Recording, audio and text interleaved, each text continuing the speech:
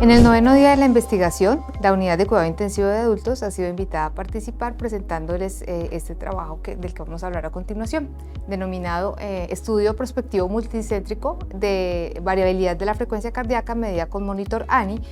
como predictor de mortalidad en pacientes con enfermedad COVID-19. Fuimos invitados a participar en este estudio en el 2020, se llevó a cabo entre 2020 y 2021 y posteriormente fue publicado en Nature en diciembre del 2022. Nació a raíz del interés de estudiar esta enfermedad que para nosotros era nueva y ver cómo podíamos predecir el desenlace de los pacientes. Fuimos invitados por un hospital español, participaron hospitales de México, por Colombia estuvo el Hospital Universitario del Valle, la Fundación Valle de Lili, un hospital francés y 2 hospitales españoles. Se recolectaron pacientes por un periodo de un año, desde septiembre del 2020 hasta septiembre del 2021. ¿En qué consistió el estudio? Bueno, hay reportes previos en diferentes condiciones, especialmente en patologías cardiovasculares, donde se ha analizado la variabilidad de la frecuencia cardíaca como potencial predictor de desenlaces. Existe un monitor que no lo utilizamos de rutina, hay países que sí lo utilizan básicamente en actos anestésicos para medir la actividad del sistema nervioso autónomo, simpático y parasimpático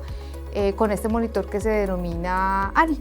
que básicamente analiza la variabilidad de la frecuencia cardíaca y nos da 2 índices, el ANI y la energía, que tienen unos valores de referencia que se utilizan para ajustar los niveles de analgesia durante el acto anestésico. El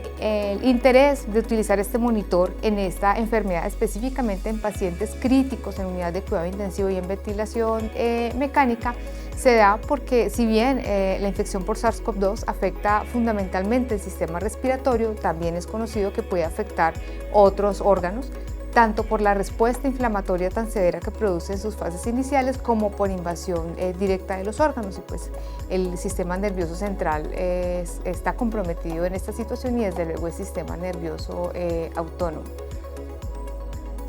Entonces, ¿cuál fue el objetivo principal del estudio? Mirar si esta variabilidad de la frecuencia cardíaca medida por este monitor era capaz de discriminar los pacientes entre los que tenían mayores o menores probabilidades de sobrevivir. Entonces, ¿qué fue lo que hicimos? Tomamos una muestra inicialmente a conveniencia, tratamos de recolectar 100 pacientes en ese periodo de un año, de 2020 a 2021, todos pacientes en cuidado intensivo, bajo pseudoanalgesia, en ventilación mecánica, y les pusimos el monitor de ANI. Dado que el monitor es capaz de recolectar datos segundo a segundo, pues en periodos cortos de tiempo es capaz de recolectar gran cantidad de datos y basado en eso hacer el análisis. Entonces tratamos de hacer la recolección de los pacientes, ponerles un monitor que normalmente va adaptado al torso del paciente, en el pecho o en la espalda, dependiendo de la posición en la que estuviera. Y ese monitor, ese parche, va conectado a un monitor del que sí disponemos en la institución, que es el Maxi, que normalmente lo utilizamos frecuentemente en la unidad de cuidado neurocrítico para monitoría electroencefalográfica y monitoría de oxigenación cerebral. Se le adapta un cable adicional y podemos analizar esa variabilidad de la frecuencia cardíaca y poder determinar de esta manera o estimar la actividad del sistema nervioso simpático y parasimpático. Nos arroja 2 índices, uno que es el ANI, que se ha asociado más a la actividad parasimpática, y el otro que es la energía, que se ha asociado más a la actividad simpática. Hacíamos el análisis a primera hora de la mañana con el paciente en completo reposo, en un periodo donde no estuviera sometiéndose a ninguna otra intervención, donde no se modificaran los niveles de pseudoanalgesia, ni se le sometiera a ningún otro estímulo doloroso.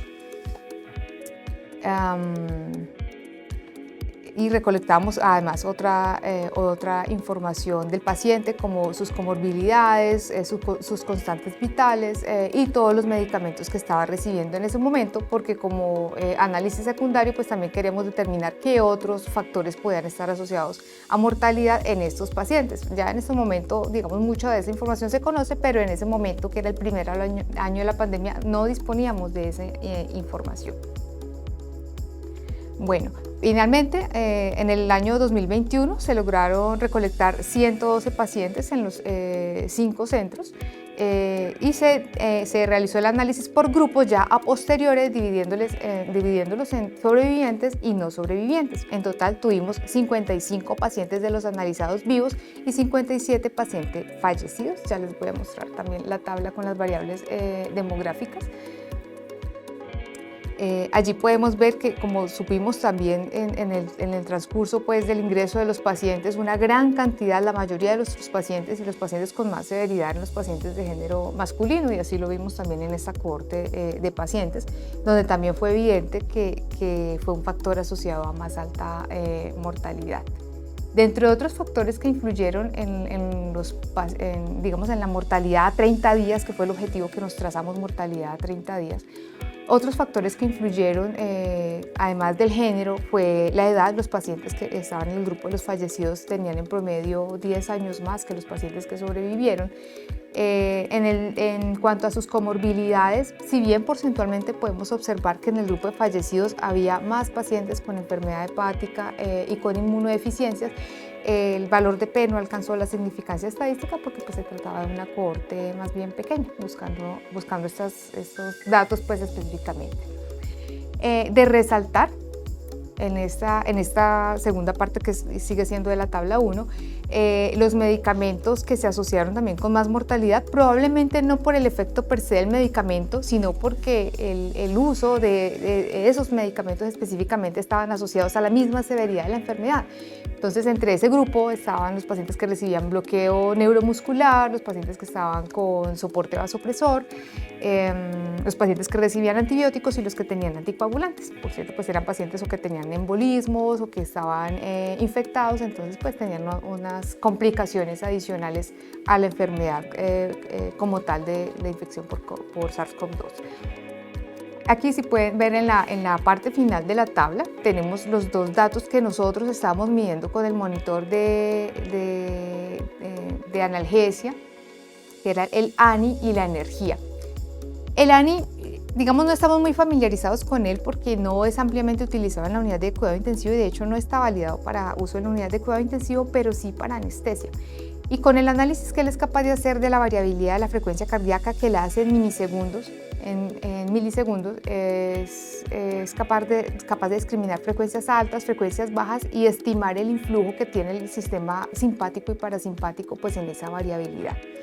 Entonces, en un paciente que está bajo efectos de anestesia se considera un nivel óptimo de ANI entre 50 y 70. Si tenemos un nivel por debajo de 50, es probable que al paciente le haga falta analgesia y se deben realizar pues, los ajustes correspondientes, y entonces eso estaría asociado a una mayor actividad